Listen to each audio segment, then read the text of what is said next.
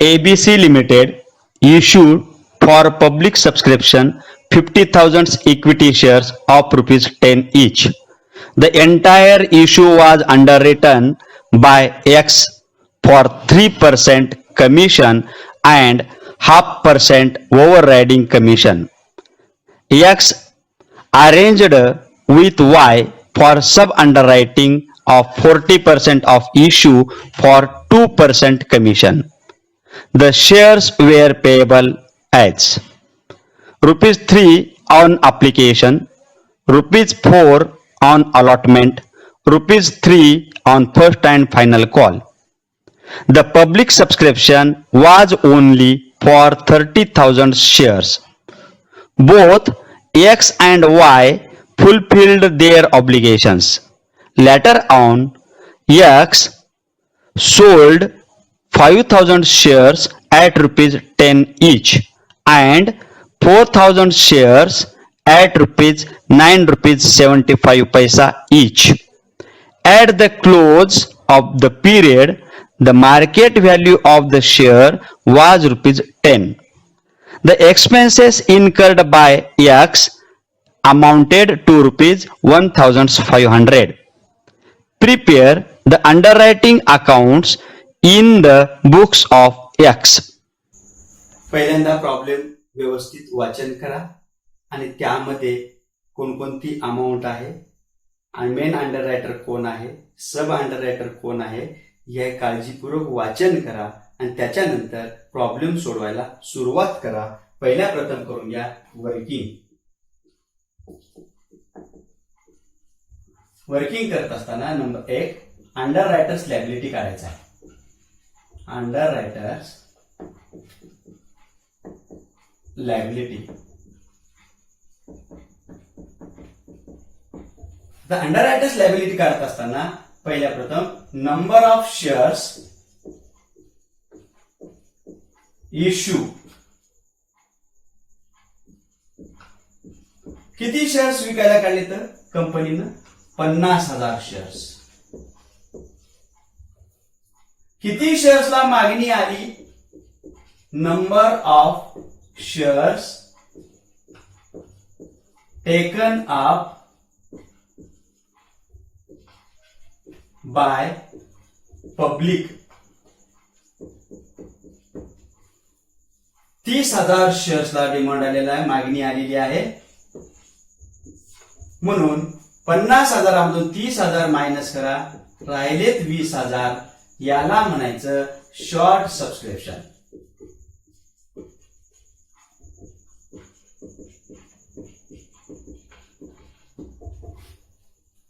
आता अंडररायटरची लायबिलिटी काढत असताना या ठिकाणी दोन व्यक्ती आहेत. सुरुवातीला एक्स नी अंडर रिटर्न करून दिलं, त्याच्यानंतर वाय ला काही भाग विकायला सांगितलेत.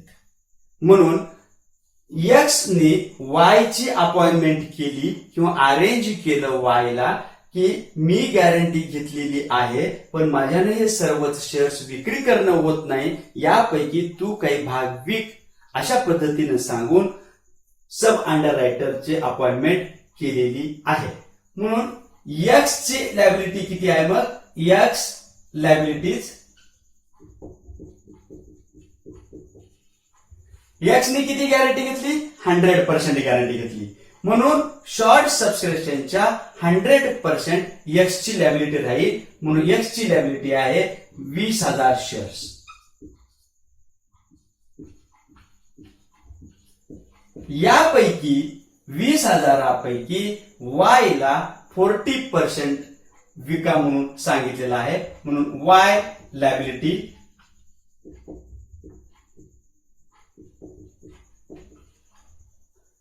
20,000च्या 40% ऑन 40% किती येईल? 40% 8,000 shares.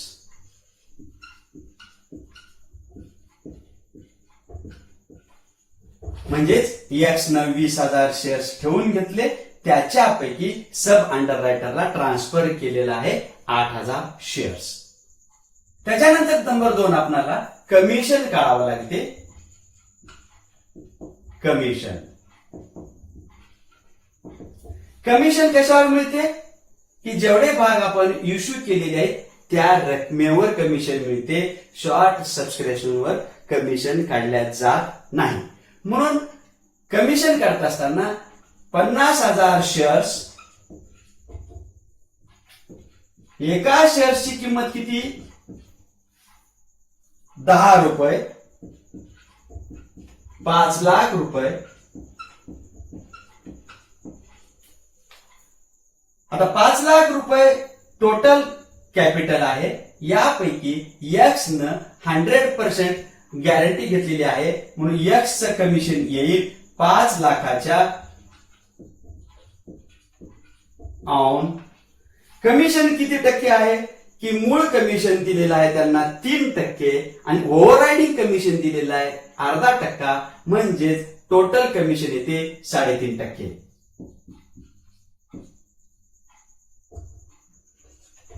3.5%.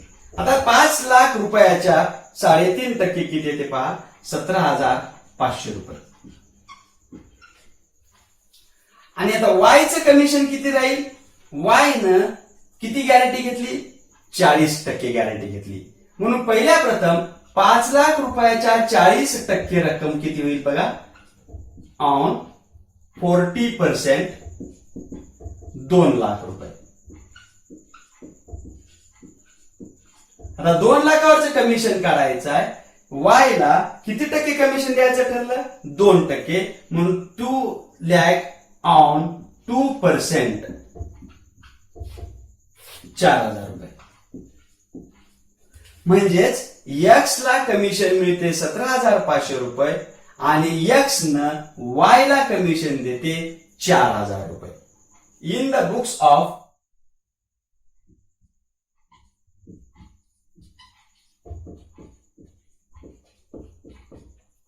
X underwriting account.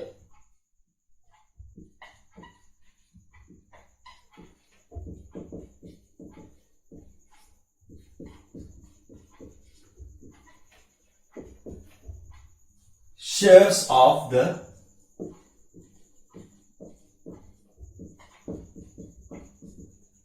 ABC Limited.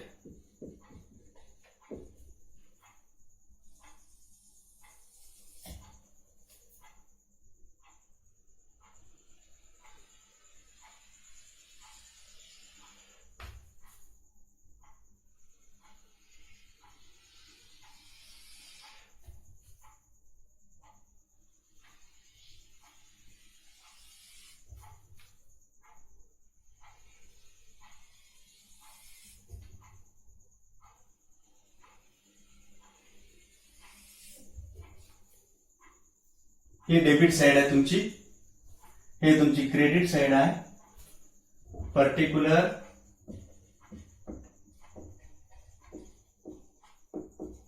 Incoming shares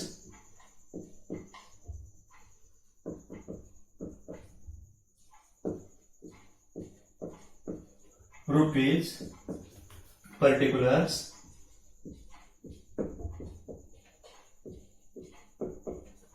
outgoing shares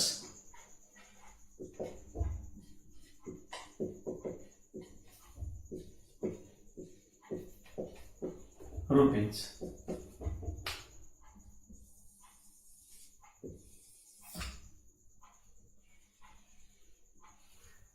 problem सोडवित असताना तुम्हाला स्टेप पहिल्यांदा लिहूनच दिलेले आहेत, जे की स्पेसिमन ऑफ अकाउंट दिलेला आहे त्याच पद्धतीनं सोडवायला सुरुवात करा आणि स्पेसिमन अकाउंट जे दिलेलं आहे ते अगोदर पहिल्या प्रथम चांगल्या पद्धतीनं अभ्यास करा.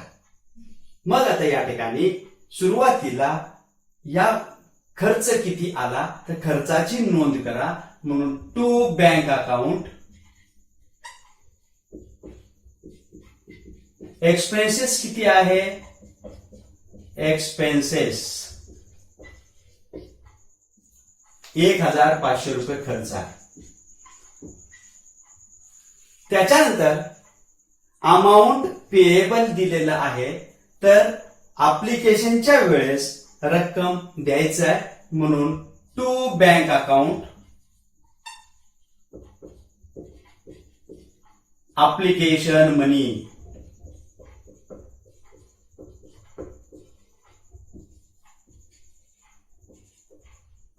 आता एक्स ने किती शेअर्स ठेवून घेतले? 20,000 शेअर्स. या 20,000 शेअर्सचे ऍप्लिकेशनचे पैसे एक्स ला द्यावे लागतात म्हणून 20,000 गुणिले ऍप्लिकेशनच्या वेळेस रक्कम होती 3 रुपये प्रमाणे. 20,000 गुणिले 3 20 त्रिक 60,000. Next allotment money to bank account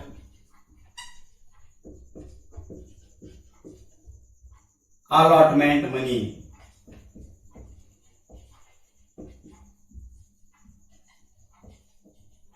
वीस 20,000 शेअर्स आहेत प्रत्येकी अलॉटमेंटच्या वेळेस 4 रुपये प्रमाणे. 20 चोक 80,000. नेक्स्ट कॉल आहे टू बँक अकाउंट. आता कॉलच्या वेळेस किती रुपये पेमेंट करतात बघा. कॉल मनी 20,000 शेअर्स कॉलच्या वेळेस आहेत 3 रुपये प्रमाणे. 20,000 शेअर्स गुणिले 3 20 त्रिक 60,000.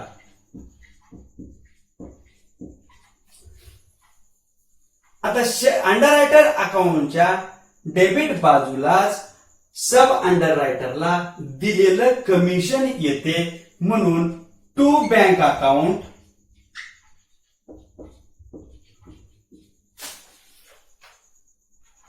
Commission to Y. Commission to Y. आता एक्स न वाय ला कमिशन देते. किती रुपये द्यायचं ठरलं? 4,000 रुपये. आता त्याच्यानंतर आता यांना रिसिप्ट काय काय बघा. तर कमिशन मिळते म्हणून एक्सच्या म्हणजे अंडर रायटिंग अकाउंटच्या क्रेडिट बाजूला बाय बँक कमिशन. आता एक्सचं कमिशन किती आहे हे आपण कॅल्क्युलेशन केलेलं आहे. एक्सचं कमिशन आहे 17,500 रुपये.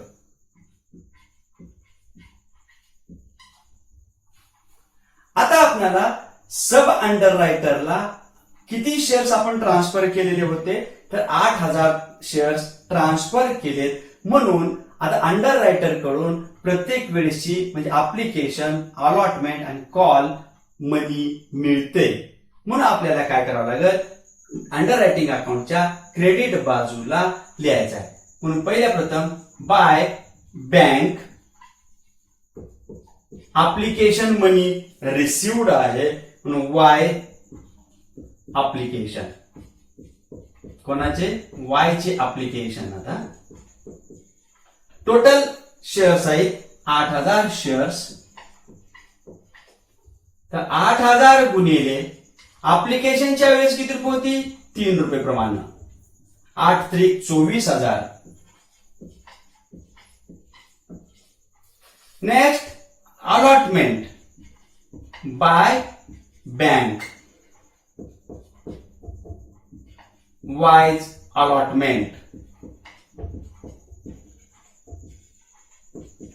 8,000 शेअर्स अलॉटमेंटच्या वेळेस 4 रुपये प्रमाणे. 8 चोक 32,000. नेक्स्ट कॉल बाय बँक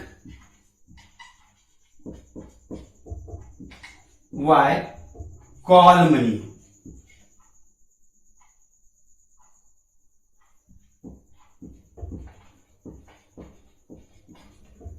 आठ 8,000 शेअर्स कॉलच्या वेळेस किती रुपये आहेत? 3 रुपये. 8 त्रिक 24,000. आता याच्यानंतर जे 20,000 शेअर्स ठेवून घेतलेले होते त्याच्यापैकी 8,000 शेअर्स सब अंडररायटरला ट्रान्सफर केलेत. मग आता एक्स हा काय इन्व्हेस्टर आहे काय? हा एक्स इन्व्हेस्टर नाही, म्हणून राहिलेले शेअर्स विक्री केल्या जातात. म्हणून बाय बँक सेल्स, आता किती आहेत बघा, by bank sales proceed sales यांनी दोन प्रकारे शेअर्स विकलेत. 5,000 शेअर्स 10 रुपये प्रमाणे विकलेत आणि 4,000 शेअर्स 9 रुपये 75 पैसे प्रमाणे विकले. म्हणून बाय बँक सेल्स 5,000 शेअर्स म्हणून 5,000 गुणिले 10 रुपये प्रमाणे 50,000 रुपये. Next by bank sales 4,000 shares विकले तर किंमत काय होती? 4,000 शेअर्स विकलेली 9 रुपये 75 पैसे. रक्कम येते 39,000.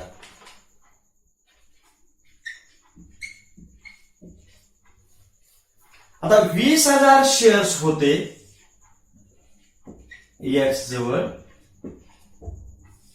त्याच्यापैकी 8,000 शेअर्स ट्रान्सफर केले, 9,000 शेअर्स विकले, म्हणून 9 8 17,000 शेअर्स गेले, 3,000 शेअर्स शिल्लक आहेत, म्हणून इथं लिहायचं 3,000 शेअर्स बॅलन्स. टोटल इकडे इथे 20,000 by balance carried down.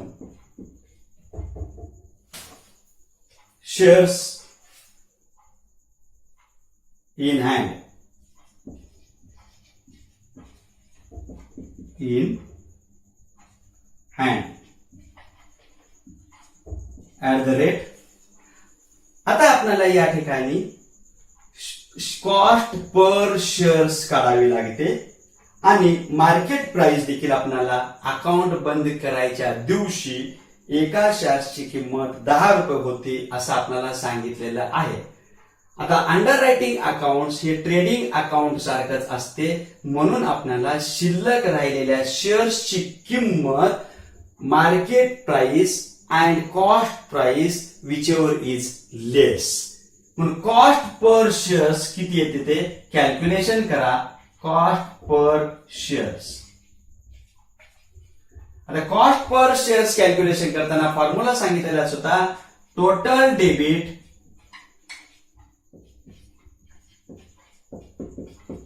Minus total credit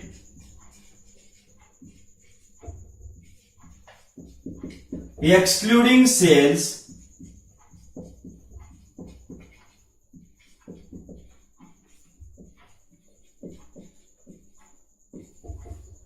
divided by number of shares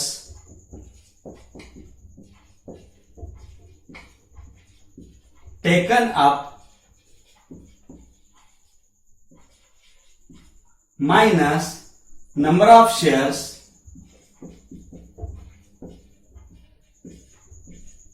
transferred to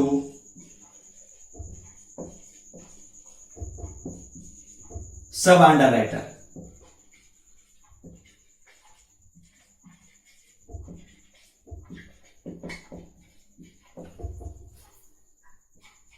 total debit excluding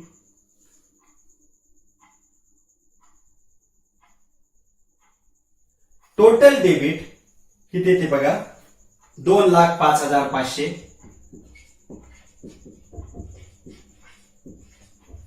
minus total credit excluding sales म्हणजे 50,000 आणि 39,000 रुपये सोडून देऊन त्याची टोटल करा 97,500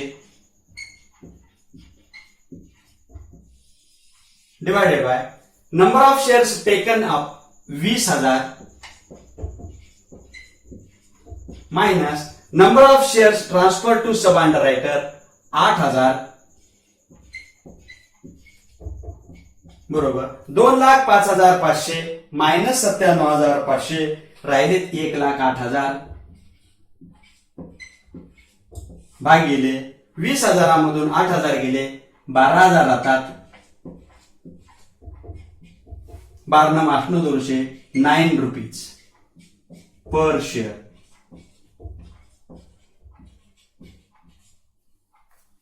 आता मार्केट प्राइस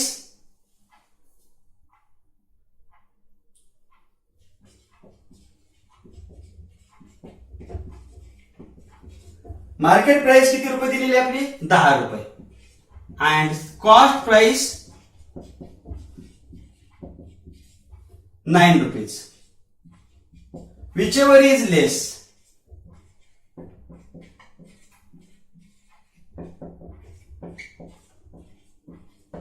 म्हणून 9 रुपये प्रमाणे किंमत लावायची आपल्याला. आता शेअर्स आहेत आपल्याजवळ 3,000 शिल्लक. 3,000 गुणिले 9 9 त्रिक 27,000. आता क्रेडिट साईडची टोटल करा. 2,13,500 येते. आता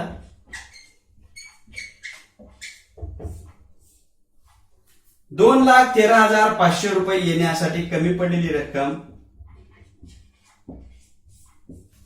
म्हणजेच प्रॉफिट 8,000 रुपये. To net profit transfer to